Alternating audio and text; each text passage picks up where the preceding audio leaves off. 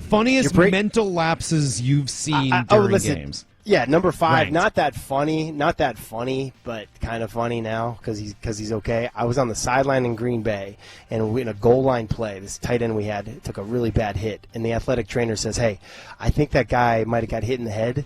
Can you ask him what that play was and see if he remembers it or whatever, see if he seems right?" So as the player's running off the field, I kind of meet him, and I'm like, "Hey, man, what play was that you guys just ran?" And he's like, "What play?" I'm like, "That play you just ran." He goes, "Oh, I wasn't in on that play." Oh, no. I was like, go see the trainer. Go see the trainer. So it's, it's funny now because he's totally fine, but it wasn't funny at the time. But, so anyway, sticking with that theory of like, okay, so one year, I think Jim Mora was the head coach. Our fullback was this guy, Owen Schmidt, fullback from West Virginia. And he's getting introduced for player introductions. And he takes his helmet off, and as he's running out of the huddle, he starts headbutting himself in the head with his helmet and gashes his forehead up. I think he needed stitches. We couldn't really use him in the game that day. He was the only fullback that we dressed. The coaches were so mad at him. Like, hey, we appreciate your toughness, but what are you doing? This is not a smart move. I remember that guy. He was a bit of he was an odd duck, right? I mean, he's kind of an out there dude. No, he's a great guy. Really? Great teammate, totally normal, but he played a position fullback where you kind of got to go to a dark place to do your job, sometimes, and he kind of got in that dark place where he was going to battle, and he hurt himself. He was a Mohawk guy. He was, yeah, big Mohawk guy. Yeah, I would do a Mohawk, but I can't do a Mohawk. No. I got the reverse of a Mohawk. Yes. Options. Good look for you. It's more the Bozo the Clown look. Yeah. Yeah. Okay. A third one here, okay? When I was in college, they changed the overtime rules to, you go for 2 after a certain amount of time, you put the ball in the 50, all that kind of stuff. We're playing Miami. We had never beat Miami when I was at BC. Never beat them. Well, long story short, we decided to go for 2 when we didn't have to. We had one more overtime to go till we had to go for 2. We go for 2 when we could have just kicked an extra point. Our band is playing while we're in the shotgun. Our center, Damian Woody, can't hear me. He snaps the ball before I call for it, and we end up losing the game. Reggie Wayne catches a touchdown pass, and we lose the game. It was all on us, though. We didn't know the rules. What are we doing? Oh my God. How bad are we? Has BC beaten Miami since then? Oh, of course they have. Okay. But not Are when you I was sure? there. And yeah, of course. Come on. Miami, they're not even good anymore. What are you talking about? I don't know. Just make sure. It seems like one of those matchups where it always goes one way. Yeah, I think they're looking for a new coach soon down there. But all right, sticking with college, okay, we're playing Temple. Okay, this is embarrassing as well. Coin toss. You go out there for the coin toss. You either defer or you receive. Mm-hmm. Well, we're playing Temple. They choose to kick. And the ref's like, "You really want to kick?" I'm like, "Yep, we want to kick." I was like, "All right, you can kick." So they kicked in the first half, and they kicked in the second half. And that was the rule back then. And somehow we still tied them. I don't know how, but so that was even though you got an extra possession out of it. We got an extra possession for free. Here you go. You can just have it because we don't know how to do the coin toss Against noted powerhouse Temple. I know, pretty bad. Did they change that a few years ago, or did they just award? I remember it happened in an NFL game where somebody made the same mistake. They said they wanted to kick instead of deferring, but I think they gave it to him anyway. I think it was a Cowboys game. And they gave it to him in the second half anyway. It was like the refs decided that's not really what he meant. Exactly. That's kind exactly of what weak. happened.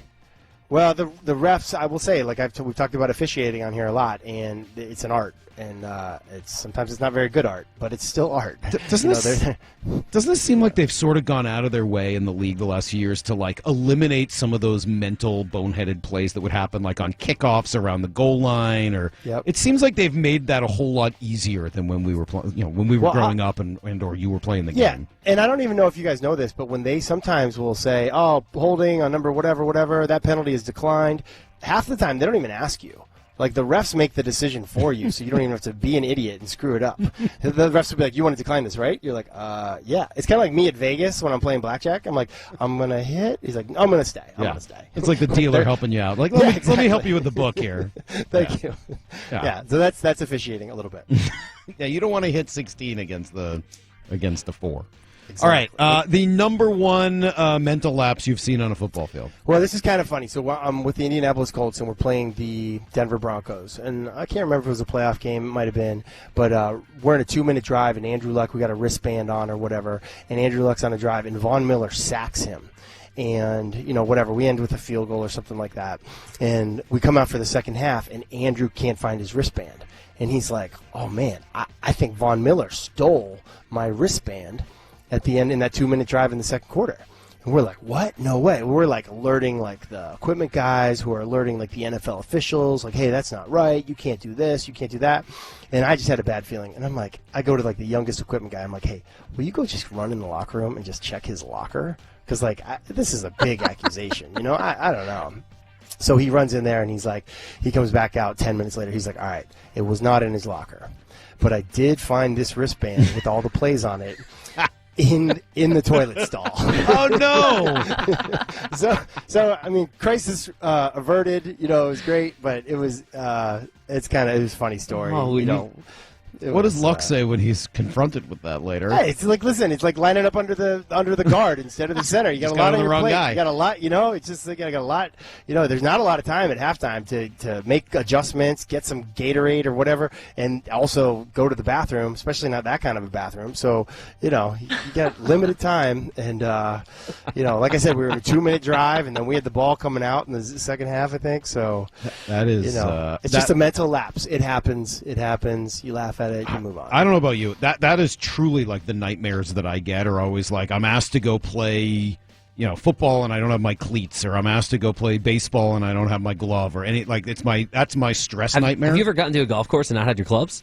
No, but I probably had the dream that I have. I have those dreams all the time, and poor Andrew Luck, it actually happened to him. Mine is I fly to New York City for our Sunday morning pregame show, and I'm always like, did I bring dress shoes today? Like, did I bring dress shoes?